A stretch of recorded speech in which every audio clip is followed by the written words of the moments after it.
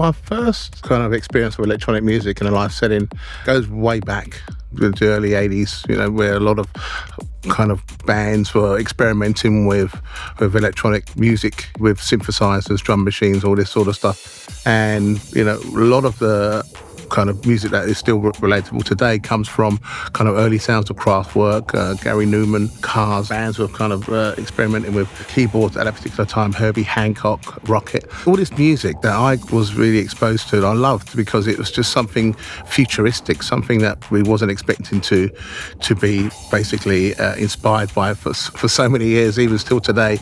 If you can imagine that most of the music that was being made at that time was from bands. So, you have a guitarist, you have a drummer, you'd have a lead vocalist, all this sort of stuff. And Kraftwerk had none of that. They literally just had four guys, literally playing music from the computers. They were the blueprint, really, in what we're listening to today. A lot of the early music was already dabbling with synthesized sounds. And I was always had one ear on musicianship and the other ear on the electronic side of what was pushing envelopes. And I would imagine at one point in my time in life where I actually discovered pure electronic music being generated and played and performed by Jean-Michel Jarre as an album called Oxygen, Part 1 and Part 2.